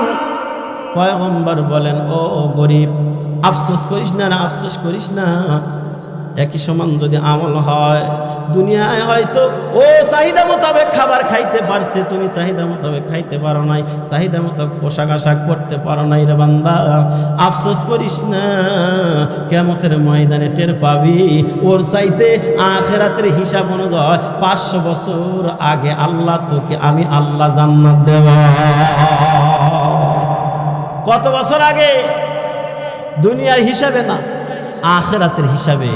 আখিরাতের একদিন দুনিয়ার 1000 বছর, 1000 বছর একদিনের সমান যদি হয়, তাহলে হিসাবটা লাগান। পয়গম্বর বলে, ইয়াদখুলুল ফুকারাউল জান্নাতা ক্বাবলাল আগনিয়াই বি500 আমিন। ধনীর আগে গরিব 500 বছর আগে জান্নাতে যাবে। এজন্য বাবারা বলতেছিলাম, এই দুইটা গুনাহ নিয়ে কবরে যাস না রে বাবা। ও যুবকের দল, তোর বাবা মা তোকে বিয়ে করতে বলে, বিয়ে করিস না কেন? ও বাইরে খাওয়ার অভ্যাস না। যুবক ভাই, এরকম করো না, তোমার পা ধরে বলি যুবক, পয়গম্বর যেহেতু বলেছেন যৌবনকালের হিসাবটা তোমাকে আলাদা দেওয়া লাগবে যুবক। ও যুবক, এই বয়সটা গুনার কাজে লাগাইও না রে যুবক। নবী বলেন, দুইটা জিনিস যদি হেফাজত করো বান্দা, তোমাকে জান্নাতে নেওয়ার জামিনদার হব আমি। পয়গম্বর বলেন, মা বাইনা লিহিয়াইহি ওয়া মা বাইনা রিজলাইহি আজমাল্লাহুল জান্নাহ। কয় যারা দুইটা জিনিস হেফাজত করার জামিনদার হবে, পয়গম্বর বলে তাদেরকে জান্নাতে নেওয়ার জামিনদার হব আমি আল্লাহ। একটা হলো দুই চুলের মাঝখানে যেটা জিহ্বা, এই জিহ্বাটা কাউকে বকা দিও না, কারো গিবত শিকায়ত করবে না, এই জিহ্বাটা খারাপ কথা বইল না, মিথ্যা চগলখড়ি কইর না। আর একটা হলো দুই রানের মাঝখানে লজ্জাস্থান, এটা হেফাজত করো, অবৈধ কাজে ব্যবহার করো না। এই দুই জিনিস যদি সংরক্ষণ করো গো, নবী বলেন আজমাল্লাহুল জান্নাহ। যারা এই দুই জিনিস হেফাজত করবে তাদেরকে জান্নাতে নেব আমি পয়গম্বর। এজন্য বাবা বলতেছিলাম, গুনাহ নিয়ে কবরে যাওয়া যাবে না। তাইলে নবী বলেন কবরটা হবে জাহান্নামের গর্ত, আর যদি আমল নিয়ে যাইতে পারি হবে জান্নাতের গর্ত। এটা নবীর উম্মতের দল। এরপরে 3 নম্বর প্রশ্ন করা হবে। পয়গম্বর বলেন, ওয়ান মালিহি মিন আইনা ইকতাসাবাহু। আল্লাহ মাল সম্পর্কে জিজ্ঞাসা করবে, সম্পদ কোন পথে তুমি উপার্জন করলা, হালাল পথে না হারাম পথে, টেবিলের নিচ দিয়া না উপর দিয়া, কেমনে নিছো, হালাল ভাবে না হারাম পথে। আল্লাহ বলবেন, মাল কিভাবে অর্জন করছো, হিসাবটা মিলাও রে বান্দা, মিলাও। হিসাব না মিলায়া একটা কদম সামনে বাড়াইতে দেবে না। মাল কিভাবে উপার্জন করছেন এটাও জিজ্ঞাসা করবে। আবার ওয়াফিমা আনফাকাহু, উপার্জিত সম্পদগুলা 4 নম্বরে প্রশ্ন করবে, উপার্জিত সম্পদগুলা কোন পথে ব্যয় করছো? মাহফিলে দিছিলা, কবরস্থানে দিছিলা, মাদ্রাসা মসজিদে দিছিলা, নাকি গানে দিছিলা, নাকি নাটকে দিছিলা, না যাত্রায় দিছিলা? জিজ্ঞাসা করবে। বানায় কইতেছি কথা কর, নবীজির হাদিস। জিজ্ঞাসা করবে মাল কোন পথে ব্যয় করলা, হালাল পথে না হারাম পথে। তাহলে আল্লাহ আমাদের যে সম্পদ দিছে এই সম্পদগুলো আমরা হালাল পথে ব্যয় করতে চাই না হারাম পথে? আর জোরে কন, হারাম পথে না হালাল পথে? সবাই তো হালাল পথে ব্যয় করতে চান তো? আল্লাহ কবুল করুক, জোরে বলে আমিন। 5 নম্বরে জিজ্ঞাসা করবে ওমাযা আমিলা ফিমা আলিমা, যতটুকু জানছো জানা অনুযায়ী কতটুকু মানছো। আমি আপনাদের জিজ্ঞাসা করি, নামাজ ছেড়ে দেওয়া হালাল না হারাম? সুদ খাওয়া হালাল না হারাম? ঘুষ খাওয়া হালাল না হারাম? হজ ফরজ না করা হালাল না হারাম? পর্দা না করা হালাল না হারাম? কথা কয় না সবাই। তার মানে সবাই জানেন না এগুলো? জানেন? এই আল্লাহ এটাই জিজ্ঞাসা করো, বান্দা তুই তো জানো, জানা অনুযায়ী কতটুকু মানছিস জিজ্ঞাসা করো। এই জন্য বাবা সাবধান, কবর যেহেতু এমন একটা ঘর, ওই ঘরে তোমার বিবি তোমার সহযোগিতা করবে না, ছেলে মেয়ে করবে না। আজকে তাদের সুখে রাখার জন্য কেন অবৈধ পথে সম্পদ উপার্জন কইরা বাড়ি গাড়ি কইরা তুমি যাইতেছো, তোমার কিন্তু লাভ নাই রে বাবা। তোমাকে কবরে একটা গাড়ির চাক্কা দিয়ে দিবে না, একতলা বিল্ডিংও তোমার দেবে না রে বাবা। তোমার বাড়ি কিন্তু ওই কবরস্থান। তাইলে তোমার লাভ নাই, তোমার লাভ নাই।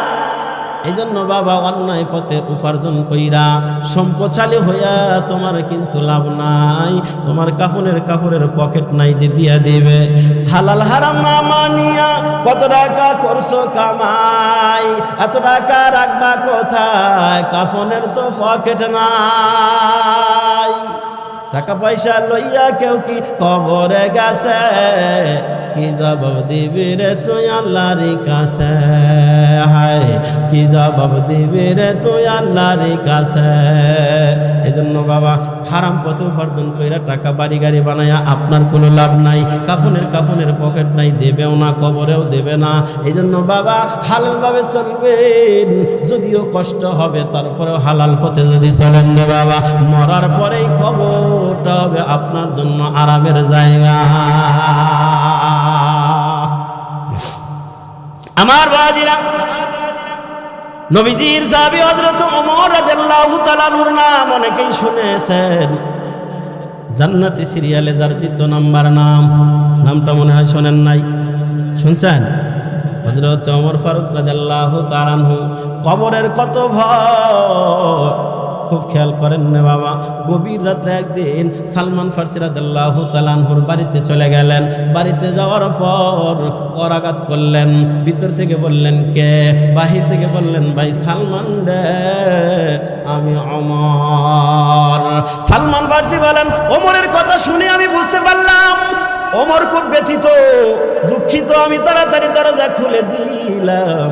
দরজা খুলেই দেখি ওমরের চোখ বেয়ে বেয়ে টপ টপ করে পানিগুলো দাড়ি ভিজে ভিজে জমিনে পড়তেছে। আমি তারে ঘরে নিয়ে আসলাম, বসতে দিলাম। জিজ্ঞেস করলাম মা তুমি কি গায়া ওমর?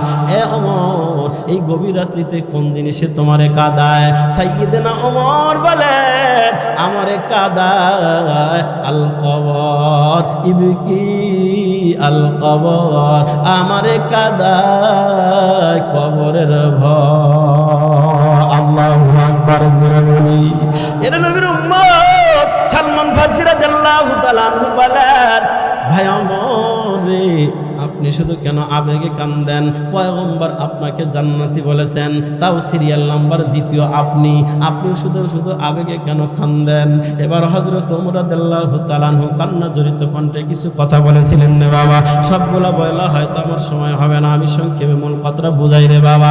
সাইয়্যিদনা ওমর বলেন ভাই সালমান রে, আজকে রাষ্ট্রের কাজ করে যখন ঘুমাইতে গেলাম, সেই মনের ভিতরে কি যেন উদয় হলো, ওমর রে তুই যেন না জানি ব্যক্তিগত জীবন থেকে রাষ্ট্র কাজের ভিতরে কোনো ভুল করতেছিস কিনা। কেউ তো তোর ভুল ধরে না, কেউ তো তোর শুধরাও দেয় না। আবার অনেকের মনে ধারণা আমার যদি ভুল ধরে, আমি ওমর যদি রেগে যাই, এজন্য কেউ আমার ভুলও ধরে না। ও ভাই সালমান, অথচ আমার কেউ যদি ভুল ধরে শুধরায়া দেয়, আমি তার শত্রু হব না, বরং আমি তারে বন্ধু হিসেবে বরণ করে নেব। কিন্তু কেউ আমারে শুধরায়া দেয় না, কেউ আমার ভুল ধরে না। আমার মনের ভিতরে উদয় হলো পয়গম্বর যখন ছিল, আমি যদি কোনো ভুল পথে যাইতাম, পয়গম্বর বলতো ওমর রে এটা এই পথে না, এভাবে চলো, এটা এভাবে না, এভাবে চলো। আজকে পয়গম্বর নাই, কেউ তো আমারে শুধরায় দেয় না। তাই আমার দিলের ভিতরে আজকে চাইলো না জানি আমি ওমর কোনো ভুল করতেছি কিনা, ব্যক্তিগত জীবন থেকে নিয়ে রাষ্ট্র জীবন পর্যন্ত।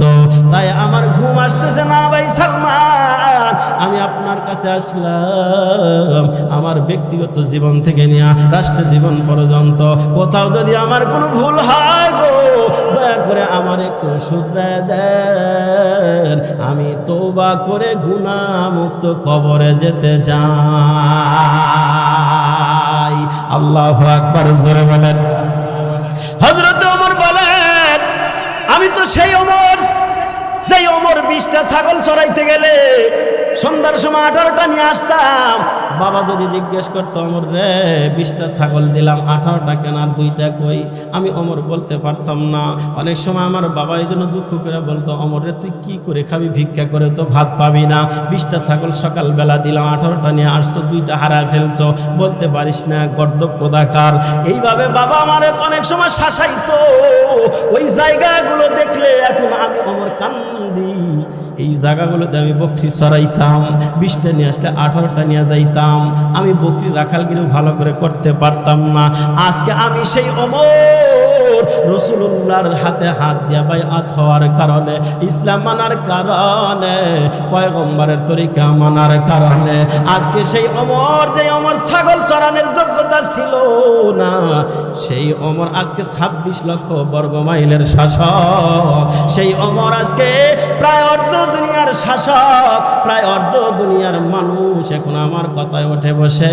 তাই আমার বড় ভয়, না জানি আমার কোনো ভুল হইতেছি কিনা, কেউ তো আমার শুধরায় দেয় না। ভাই সালমান আপনি যেহেতু মুরব্বী সাহাবী, আপনার কাছে আসলাম আমার ব্যক্তিগত জীবন থেকে রাষ্ট্রীয় জীবন পর্যন্ত কোনো ভুল যদি করে থাকি, দয়া করে আমার শুধরায় দেন, আমি তওবা করে গুনাহ মুক্ত কবরে যেতে যাই। কথাটা বলার পর সালমান ফারসি রাদিয়াল্লাহু তাআলা আনহু বলেন ভাই খলিফাতুল মুসলিম ওমর, আমার জানা মতে তোমার ভিতরে 2টা ভুল পাওয়া যায়। কয়টা ভুল? জোরে কন্নে বাবা। 1 নাম্বার, ও ওমর আমি জানতে পারলাম তুমি খলিফা হওয়ার পরে এখনো নাকি তুমি 2 তরকারি দিয়ে খাবার খাও। এরা ওমর যাকে আল্লাহ অর্থ সম্পদ দিছে, 2 তরকারি কেন 20 আইটেমের তরকারি দিয়ে খাবার খাবে, আল্লাহ পাকের শুকরিয়া আদায় করবে, কোনো সমস্যা নাই। কিন্তু ওমর রে তুই নিজেই খলিফা হইয়া যদি 2 তরকারি দিয়ে খাবার খাও, তোমার রাজ্যের ভিতরে এমন প্রজা আছে যার রুটি আছে তরকারি নাই, তরকারি আছে রুটি নাই। তুমি নিজেই যদি 2 তরকারি দিয়ে আরামে খাবার খাও, তাহলে যার রুটি আছে তরকারি নাই, তরকারি আছে রুটি নাই, তার দুঃখ কষ্ট তুমি কেমনে বুঝবা? দেখছেন তাদের কাছে এটাই ভুল মনে হইতেছে। আসলে কি ভুল? কথা কন। কিন্তু তাদের কাছে এটা ভুল মনে হইতেছে। হযরত ওমর রাদিয়াল্লাহু তাআলা আনহু কান্দে আর বলে ভাই সালমান রে, এই গভীর রাত্রিতে ওয়াদা দিলাম গো, মৃত্যু পর্যন্ত আর জীবনে কোনোদিন 2 তরকারি দিয়ে খাবার খাবো না।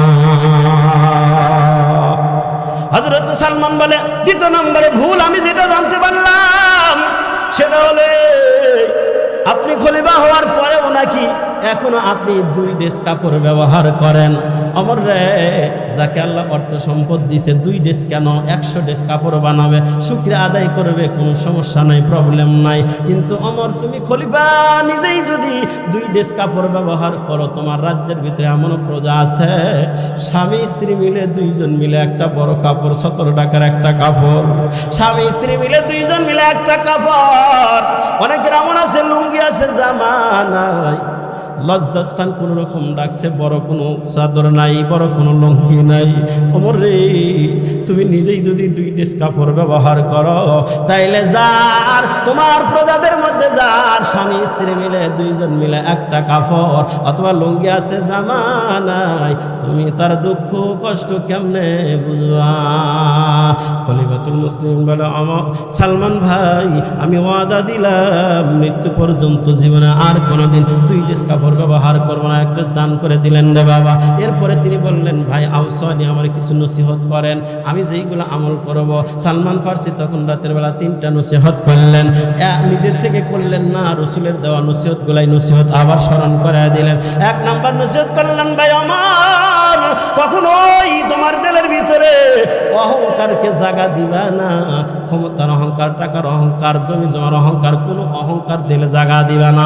অহংকার থেকে দিলটারে পাক সাপ রাখবা। 2 নাম্বার, ওমর রে তোমার দিলের ভিতরে কারো প্রতি বিদ্বেষ পোষণ করবা না, হিংসা করবা না। 3 নাম্বার, ও ওমর কেউ যদি তোমার কাছে ভুল করে, এটা প্রতিশোধ নেওয়ার ক্ষমতা সাহস থাকার পরেও যদি প্রতিশোধ না নেয়া, বরং অপরাধীকে যদি অপরাধ মাফ করে দাও, তাইলে মহান আল্লাহ তোমার অপরাধগুলি মাফ করে দিয়া তোমারে জান্নাতের মেহমান বানাবে। ওয়াল কাযিবিনাল গায়যা ওয়াল আফিনা আনিন নাস ওয়াল্লাহু ইউহিব্বুল মুহসিনিন। আল্লাহু আকবার। এ ভাই লম্বা হয়ে যাইতেছে, সংক্ষিপ্ত মূল কথাটা আমার বাবাজিরা। তারপরের জুমাতে ওমর রাদিয়াল্লাহু তাআলা আনহু মসজিদে মেহরাবে দাঁড়াইয়া খুতবা দেওয়ার জন্য, ভাষণ দেওয়ার জন্য দাঁড়ায় গেলেন। খুতবা দিতেছে, ঠিক এমন টাইমে মসজিদ ভরপুর সাহাবায়ে কেরাম, নিস্তব্ধ পরিবেশ। হঠাৎ করে মাঝখান থেকে আলী রাদিয়াল্লাহু তাআলা আনহুর সন্তান ছোটটা হোসাইন দাঁড়ায় গেল। হোসাইন দাঁড়ায় বলেন, খলিফাতুল মুসলিমিন ওমর, আপনি আমার নানার মেহরাবে দাঁড়াইয়া খুতবা দেওয়ার উপযুক্ত না। আপনি আমার নানার মেহরাব থেকে আপনি নেমে যান। আপনার যদি কোনো নানার মেহরাব থাকে, সেই মেহরাবে গিয়ে আপনি ভাষণ দেন। আমার নানার মেহরাবে দাঁড়াইয়া খুতবা দেওয়ার উপযুক্ত আপনি না। কথাটা বলা মাত্র সাহাবায়ে কেরাম নিস্তব্ধ, সবাই হতভম্ব। হায় হায়, হোসাইন ছোট্ট মানুষ কি কথা বলে ফেললো। আজকে না জানি ওমর হোসাইনের কল্লাটা দেহ থেকে আলাদা করে ফেলে দেয়, কিন্তু কিং কর্তব্য বিমূঢ় কেউ কোনো কথা বলে না, কোনো আওয়াজ নাই রে বাবা। এর নবীর উম্মত হযরতে ওমর রাদিয়াল্লাহু তাআলা আনহু আস্তে করে মেহরাব থেকে নামলেন। নেমে সাহাবীদেরকে এরকম বিলি দিয়ে দিয়া হোসাইনের দিকে যায়। সাহাবায়ে কেরাম একবার ওমরের দিকে তাকায়, একবার হোসাইনের দিকে তাকায়। জানি না আজকে হোসাইনের কপালে কি আছে। সবাই মনে মনে দোয়া পড়তেছে, দোয়া ইউনুস পড়তেছে, লা ইলাহা ইল্লা আনতা সুবহানাকা ইন্নী কুনতু মিনাজ জালিমিন পড়তেছেন। হযরত ওমর রাদিয়াল্লাহু তাআলা হোসাইনের একদম কাছে গেলেন। কাছে যাওয়ার পর হোসাইনকে টান দিয়ে কোলে উঠায় নিলেন। কোলে উঠাইয়া কপালের ভিতরে চুমু দিলেন, গালের ভিতরে চুমু দিয়া কোলে কইরা নিয়া হযরত ওমর রাদিয়াল্লাহু তাআলা মেহরাবের উপর দাঁড় করায়া দিয়া ওমর রাদিয়াল্লাহু তাআলা মেহরাবের পাশে এরকম ভাবে আসার মতো দাঁড়াইয়া এবার হোসাইনকে ডাইকা বলে, ও নবীদের আত্মীয়, তুমি আমাকে তোমার নানার মেহরাব থেকে নামতে বলেছো, তাই আমি নেমে গেলাম। তুমি বলেছো আমার কোনো নানার মেহরাব থাকলে সেখানে গিয়ে বয়ান দেওয়ার জন্য। আমার নানার কোনো মেহরাব নাই, তাই ভাষণ দেওয়ার আমার কোনো জায়গা নাই। তবে হোসাইন, আমি একটা জিনিস জানতে চাই, এই মেহরাবে দাঁড়াইয়া খুতবা দেওয়ার উপযুক্ততা আমি কেন হারাইলাম? যদি সমস্ত সাহাবীদের সামনে একটু বলে দিতা, খোলাসা করে দিতা, তাইলে আমি একটু সংশোধন হতে পারতাম। এবার হোসাইন ছোট্ট মানুষটা ডাক দেয়, কয়, আমি এমনিই বলি নাই, যথেষ্ট প্রমাণ কারণ আছে বলে কারণটাই তো তুমি বলে দাও। কয়, কারণটা হলো আপনার মধ্যে পার্সিয়ালিটি পাওয়া গেছে, স্বজনপ্রীতি পাওয়া গেছে। যার ভিতরে স্বজনপ্রীতি, পার্সিয়ালিটি পাওয়া যাবে, সে আমার নানার মেহরাবে দাঁড়াইয়া খুতবা দেওয়ার উপযুক্ত না। বলে, ও ভাই, ও হোসাইন, আমার ভিতরে কি পার্সিয়ালিটি পাইলা একটু বলে দাও, ওপেন করে দাও। এবার হোসাইন বলে, আমি জানতে পারলাম কিছুদিন পূর্বে ওমান থেকে 200 শীতের বস্ত্র আসছে আপনার কাছে গরিবদের মাঝে বিলীন করে দেওয়ার জন্য, বন্টন করে দেওয়ার জন্য। আসার পরে আমি যখন জানলাম, আমার মাকে ডাইকে বললাম, মা গো, তুমি যদি খলিফাকে বলে দাও আমাদের দুনো ভাইকে 2টা চাদর দিবে খলিফা, একটু খলিফাকে বলে দাও। কিন্তু আমার মা ফাতেমা বলল, খলিফার কাছে আমি চাদর চাইতে পারবো না। মা বললেন, না, আপনি আপনি আমাদের দুই ভাইকে দুইটা চাদর দিলেন না, আমরা শীতের কারণে বের হইতে পারি না, আপনি আমাদেরকে একটা শীতের বস্ত্র দিলেন না, মদিনার গরিবদের মাঝে বন্টন করে দিয়েছেন। এমনকি আপনার সন্তান আব্দুল্লাহকেও শুনতে পারলাম একটা চাদর দিছেন, অথচ আমরা দুনো ভাই শীতের কারণে বের হতে পারি না, আমাদের দুনো ভাইকে একটা চাদর আপনি দিলেন না। নিজের সন্তানকে যারা দেয় আমাদেরকে দেয় না, নিজের সন্তানকে দেয় পার্সিয়ালিটি করে, এরা কখনোই আমার নানার মেহরাবে দাঁড়ায় খুতবা দেওয়ার উপযুক্ত না। কথাটা বলার পর হযরতে ওমর রাদিয়াল্লাহু তাআলা উপস্থিত সাহাবায়ে কেরামকে ডাইকে বলে, ও সাহাবায়ে কেরাম, হোসাইন যে অভিযোগ আমার বিরুদ্ধে দিল এটার কি উপযুক্ত কারণ দর্শাবো কি দর্শাবো না? সাহাবায়ে কেরাম বলেন, উপযুক্ত কারণ দর্শাইতে হবে। একজন তো দাঁড়ায় কয় উপযুক্ত কারণ দর্শাইতে না পারলে তরবারি দিয়ে সোজা করে ফেলবো। হযরত ওমর বলেন, আলহামদুলিল্লাহ, আমি যদি এখনো ইসলাম থেকে বিচ্যুত হই, অন্যায় পথে পা বাড়াই, তাহলে তরবারি দিয়ে সোজা করার মতো এখনো মানুষ আছে, এই জন্য শুকরিয়া আদায় করে কয় আলহামদুলিল্লাহ। আর আমাদের হয়েছে উল্টা, ওলামায়ে কেরাম যদি বলে না না এটা করা যাবে না, এটা তো মূর্তির সাথে সাদৃশ্য হয়, এটা করলে কবরে আযাব হবে, এটা করা যাবে না, ওলামায়ে কেরাম যদি এটা ভালোর জন্য সংশোধনের জন্য তাদেরকে জানায়, তাইলে ওলামায়ে কেরামের স্থান হয় জেলখানা। পার্থক্য তো এতটুকু রে বাবা। আমার বাবাজিরা, ওমর রাদিয়াল্লাহু তাআলা আনহু বলেন, উপযুক্ত কারণ শোনেন, হোসাইন যে অভিযোগ আমার বিরুদ্ধে দিল, ওমানের বাদশা 200 চাদর আমাকে দিছে, কথাটা সত্য। 200 চাদরগুলো মদিনার গরিবদের মাঝে বন্টন করে দিছি, এটাও সত্য। একটা চাদর আমার সন্তান আব্দুল্লাহকে দিছি, এটাও সত্য। হাসান আর হোসাইনকে দেই নাই, এটাও সত্য। অমনে একজন দ্বারা কয় দিলেন না কেন? কয় দিলাম না কেন? শোনেন, আমি পয়গম্বরের সাথে দীর্ঘদিন ছিলাম, পয়গম্বরের সাথে থাইকা জানতে পেরেছি, পয়গম্বর বলেছেন পয়গম্বরের পরিবারের জন্য, নবী পরিবারের জন্য কিয়ামত পর্যন্ত যাকাত কাফারা মান্য খাওয়া হারাম। ওমানের বাদশা যখন শীতের বস্ত্রগুলা আমাকে দিছে, ওমানের বাদশা বলে দিছে এই শীতের বস্ত্রগুলা জাকাতের বস্ত্র, গরিবদের মাঝে বন্টন করে দিবেন। যাই জাকাতের যেহেতু আর হাসান হোসাইনের জন্য যেহেতু জাকাত খাওয়া যাবে না, কিয়ামত পর্যন্ত হারাম, তাই আমি দেই না। তবে সাহাবায়ে কেরাম শুনে নাও, হাসান আর হোসাইনের জন্য মায়া আমার দিলে কম না, আমার দিলে মায়া আছে। এজন্য আমি ওমানের বাদশাকে বলেছি 200 চাদর যেই পরিমাণ মূল্য, ওই পরিমাণ মূল্য দিয়া আমারে দুইটা ভিআইপি ভাবে দুইটা চাদর বানায় দিবা।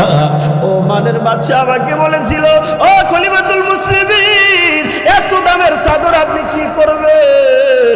আমি তখন ওমানের বাদশাকে বলেছি, এই দুইটা চাদর আমি যাদেরকে দেব তাদের পায়ের ধুলা আরো দাম হবে না। ওই দুইটা চাদর আমি নিয়ত করেছি, একটা হাসানের একটা হোসাইনের চাদর, দুইটা এখন পর্যন্ত আমার কাছে এসে পৌঁছায় নাই। আমি জানতে পারছি আগামীকাল পৌঁছাবে, আমার কাছে পৌঁছাইলে ওই চাদর দুইটা হাসান আর হোসাইনকে দেওয়া। কথাটা বলার পর হোসাইন এবার চোখের পানি ছাইরা দেওয়ালেন, নাসমা ওয়া নুকিউ, আপনার কথা শুনবো, আপনার কথা প্রয়োজনে দরিয়ায় ঝাঁপ দিব। আমি যেটা বুঝেছিলাম তা নয়, আপনি আমার নানার মেহরাবে বসে খুতবা দেওয়ার উপযুক্ত, আপনি আমার নানার মেহরাবে দাঁড়ায়া খুতবা দেন। কথাটা বইলা হোসাইন যখন নামে, হযরত ওমর রাদিয়াল্লাহু তাআলা আবারও চুমু খাইলেন, আদর করলেন, সোহাগ করলেন, নে বাবা শেষ করে দিলাম। ওই রাতের বেলা হযরত ওমর রাদিয়াল্লাহু তাআলা স্বপ্নে দেখছেন পয়গম্বর মুস্কি মুস্কি হাসে, খুব দ্রুত কোথায় যেন যায়। হযরতে ওমর ফারুক রাদিয়াল্লাহু তাআলা স্বপ্ন দেখে জিজ্ঞেস করে, ও পয়গম্বর, মুস্কি মুস্কি হাসতেছেন, কতদিন যাবত আপনাকে দেখি না হুজুর। আপনি যখন দুনিয়ায় ছিলেন, যখন কোনো ভালো লাগে নাই, পেরেশানি লাগছে, দৌড়ায় আপনার কাছে আসতাম, চেহারা দেখতাম, পেরেশানি দূর হইয়া যাইতো। হুজুর কতদিন যাবত আপনাকে দেখি না। পয়গম্বর বলে, ওরে ওমর, আমি আসছি তোমাকে একটা সুসংবাদ দেওয়ার জন্য। আল্লাহু আকবার বলেন। কি সুসংবাদ? বলে ওমর, তুমি আজকে মসজিদে জুমার সময় আমার কলিজার টুকরা নাতি হুসাইনের সাথে যেই আচরণ করেছো, অনুপম চরিত্র দেখাইছো, এরে ওমর তুমি পারতা, এই সাহসী হিম্মত তোমার সব কিছু ছিল, হুসাইনের কল্লাটা দেহ থেকে আলাদা করে দিতে, এটা তোমার সব সাহস তোমার আছে ছিল, কিন্তু তা করো নাই। আমার কলিজার নাতির সাথে যেই ভালো ব্যবহার করেছো, এই জন্য আমি তোমার একটা সুসংবাদ দিতে আসছি। সেটা হলো তুমি ইন্তেকাল করার পর তোমার কবরটা আমার কবরের পাশেই হবে। কি সুবহানাল্লাহ। আমার বাজিরা, আমি বুঝাইতে চাইলাম হযরত ওমরের মতো মানুষ দ্বিতীয় সিরিয়ালে জান্নাতের যার নাম রে বাবা, এত সতর্ক থাকতেন, তারপরেও কবরের ভয় কান্দে। তুমি আমি কি হয়ে গেলাম, একবারও কবরের কথা স্মরণ করি না। কবরে যে যাওয়া লাগবে এটা আমাদের দিমাগেই থাকে না।